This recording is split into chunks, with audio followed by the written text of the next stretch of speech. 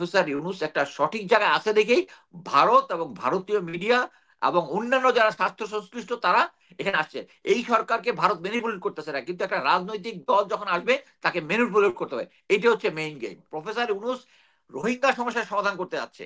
রোহিঙ্গা বর্তমানে 16, জাতিসংঘ জাস্ট বলেছে আগামী 1.5 বছরের মধ্যে ফ্যামিন হবে। এটার বিস্তারিত এখন আমি বলতেছি না, বিভিন্ন সময় আমি বলেছি ফ্যামিন যদি হয় আরো লোকজন এই দেশে আসবে। সো এটার থেকে উদ্ধার পাওয়ার জন্য একমাত্র পথ হচ্ছে এই করিডোর, এবং আরাকান আর্মির সাথে আমরা কোনো ডিল করবো না, করবে হচ্ছে জাতিসংঘ। সেনাবাহিনীর মধ্যে ওই 30 থেকে 35 জন আওয়ামী জেনারেল যারা আছে, যারা গুম খুন এবং অন্যান্য ইয়ার সাথে জড়িত, এর মধ্যে 26 জনের নামে অলরেডি পাসপোর্ট কনফিসকেটেড হয়েছে, অলরেডি 6 জন বিদেশে পালায়ে গেছে।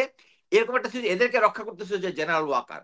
সো এরকম একটা সিচুয়েশনের মধ্যে আমি যেটা মনে করি যে প্রফেসর ইউনুস যে কাজটা করতেছেন এটা সঠিকভাবে উনি করতেছেন, এবং এটার মধ্যে আমাদের কোনো দ্বিমত নাই।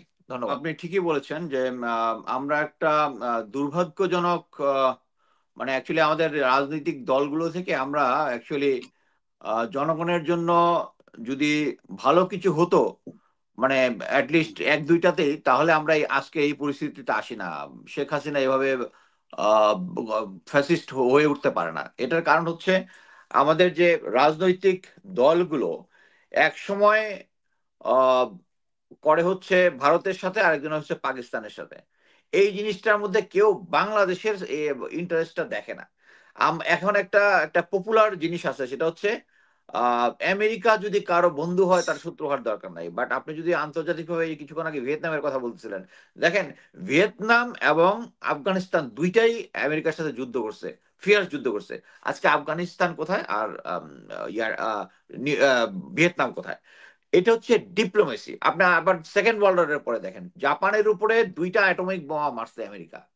মারার পরে আমাদের তো পাকিস্তান আমাদের যে অত্যাচার করছে তাকেই আমাদের প্রফেসর ওই যে হুমায়ুন আহমেদের ভাই যিনি, ওনার নাকি দাঁত মাজতে হয় একবার নাম শুনলে। তো আমেরিকা পাকিস্তান যদি আমাদের অ্যাটম জাফর বোমা ইকবাল। হ্যাঁ অ্যাটম জাফর বোমা ইকবাল। তাহলে তো ওনার নাম নিলে ডেইলি স্যানিটাইজ করতে হলো। এটা হচ্ছে পলিটিক্স। কারা পলিটিক্স করে? এই যে আহ, জাপান, আহ, তারপর হচ্ছে আহ, দক্ষিণ কোরিয়া। দক্ষিণ কোরিয়া এরা বুঝতে পারছে সেকেন্ড ওয়ার্ল্ড ওয়ারের পরে যদি আহ, সামনে তাদের চাপা, চীন আছে, চীন একটা ইমার্জিং পাওয়ার, রাশিয়া একটা পাওয়ার, নর্থ কোরিয়া একটা পাওয়ার, এদের জন্য তারা ঠিক মতো তাদের উন্নয়নটা, তাদের প্রভাবের জন্য উন্নয়নটা ব্যাহত হবে। তারা করলো কি, ওখানে জাপানকে, আমেরিকাকে তাদের ওখানে ঘাঁটি করতে দিছে, দিয়া তারা তাদের ইন্ডাস্ট্রিয়ালাইজেশন, সামনে ফিউচার যে সমস্ত জিনিসপত্র আছে ওগুলোর উপরে রিসার্চ আর অ্যানালাইজ করে তারা আজকে এই পর্যায়ে আসছে। এখন আপনারা বলতে পারেন পাকিস্তান, জাপান একটা দেশ, কিন্তু জাপানে কিন্তু এখনো আমেরিকান ঘাঁটি আছে। তারা তাদের নিজের সার্ভাইভালের জন্য আমেরিকার উপরে লিন হয়েছে এবং সাপোর্ট দিছে। আমি মনে করি প্রফেসর ইউনুসকে যেটা দোষ দিচ্ছেন যে উনি আমেরিকা পন্থী হয়ে গেছে, এটা না। আমি যেটা মনে করি আমেরিকার ইন্টারেস্ট এবং বাংলাদেশের ইন্টারেস্ট যেটা এক কোইনসাইড হয়েছে। সো এই কোইনসাইড হয়ে আমি ভারত আমাদেরকে গত 54 বছরে যেভাবে আমাদের প্রভাব বিস্তার করার চেষ্টা করছে, দুইটি রাজনৈতিক দলকে আমি নাম বলছি, আওয়ামী লীগ এবং বিএনপি, দুইটার উপরেই প্রভাব বিস্তার করতেছে। এবং বর্তমানে সাধারণ জনগণের কাছে এটা স্পষ্ট যে বর্তমানে যে সমস্ত কথা ওয়াকার বলতেছে, বিএনপির লোকজন বলতেছে, ইন্ডিয়া বলতেছে, সেম লাইনে চলে আসতেছে। এখান থেকে আমাদের বেরিয়ে আসতে হবে। বেরিয়ে আসার জন্য প্রফেসর ইউনুস যে ডিসিশনটা নিছেন, যে কাজগুলো করতেছেন, এটা বাংলাদেশের উন্নতির জন্য যথেষ্ট। এবং আমি এখানে একজনের শেরেবাংলা একই ফজলুল হকের একটা কথা বলবো, যেদিন দেখবেন ভারতীয় দাদারা আমাকে সাপোর্ট করতেছে, বুঝবেন আমি দেশের এগেনস্টে কাজ করতেছি। সো সেই সূত্র মিলায় নেন, এখন কারা কারা ভারতের সূত্রে কথা বলতেছে। এটা আমাদেরকে এনশিওর করতে হবে, আমাদেরকে বাংলাদেশপন্থী হইতে হবে। কেউ যদি বলে যে আমরা প্রফেসর ইউনুস আমেরিকানাইজ করে ফেলতেছে, দিস ইজ রং। আমার ইন্টারেস্ট এবং ভারত বা আমার ইন্টারেস্ট এবং আমেরিকান ইন্টারেস্ট যদি সেম হয়, এখানে পৃথিবী ইতিহাস থেকে আমরা আমেরিকার ইয়া দেখলি আমরা আমার একটা রিসার্চ আছে আমি বলি, আমরা সবাই হিসাব করি Somalia, Iraq, Syria, Afghanistan, Iran, Libya. But উল্টা দিকে আপনি এখন খেয়াল করেন, সৌদি আরব, তুরস্ক, UK, Lithuania, Qatar, UAE, German, France, Singapore, Israel, Vietnam, Taiwan, তারা কি আমেরিকার সাথে ভালো রিলেশনে? তারা এখন কোথায় গেছে? তারা কি ধ্বংসপ্রাপ্ত হয়েছে? এটা বুঝতে হবে, ইট ইজ ইয়োর ডিপ্লোমেসি।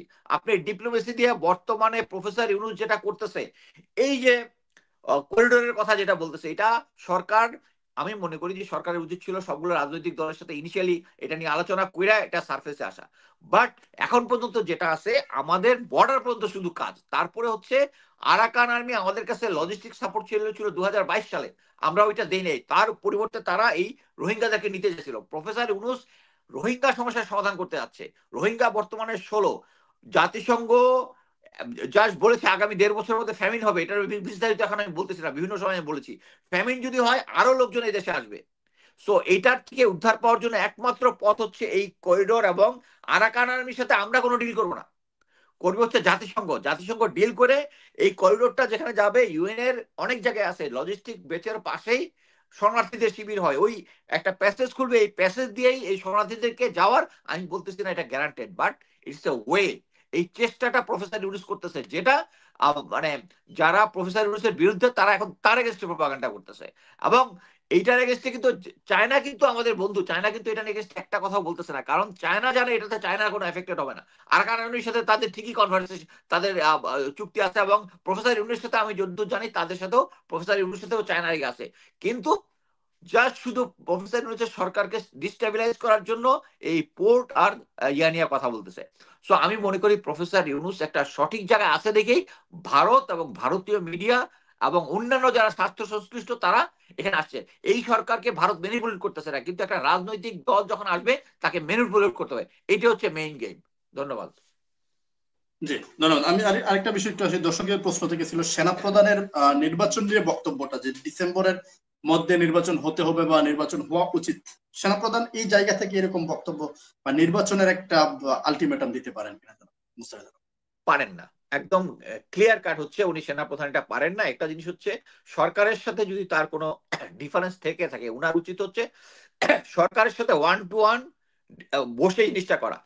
সেনা আইন অনুযায়ী আমরা যখন মিলিটারি একাডেমি থেকে ইয়া নেই, বা সৈনিকরা যখন ইবিআরসি থেকে বা অন্যান্য ইয়া থেকে ইয়া নেয়, তারা ইয়া করে যে সরকারের যেখানেই যাই এবার আদেশ করবে এখানে যাবো, যা সরকারকে মানবো, সরকার এগেনস্টের প্রতি আমি লয়াল হব। কিন্তু উনি তার লয়ালিটির যে প্রতিজ্ঞা উনি ভঙ্গ করেছেন। কারণ হচ্ছে আমি আমার 28 বছরের চাকরি জীবনে আমি দেখি নাই কোনো সেনা প্রধান, কোনো জিওসি কোন একটা দরবারে সরকারের সমালোচনা করে। সরকারের সমালোচনা করে হচ্ছে উনি শপথ ভঙ্গ করে এবং লয়ালিটি, তার লয়ালিটি। এবং এই প্রসেসে বাংলাদেশে যেহেতু একটা ভঙ্গুর অবস্থা আছে, এই কারণেই যখন দেখতেছে একটা জিনিস আমি ক্লিয়ার কাট বলি, জেনারেল ওয়াকার ইচ্ছা করলেই তার সামরিক বাহিনী ব্যবহার করে উনি ক্ষমতা দখল করতে পারবেন না।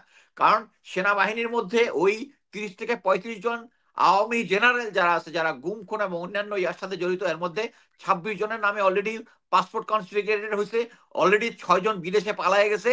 এরকম একটা এদেরকে রক্ষা করতেছে যে জেনারেল ওয়াকার। সো এরকম একটা সিচুয়েশনের মধ্যে আমি যেটা মনে করি যে প্রফেসর ইউনুস যে কাজটা করতেছেন এটা সঠিকভাবে উনি করতেছেন, এবং এটার মধ্যে আমাদের কোনো দ্বিমত নাই।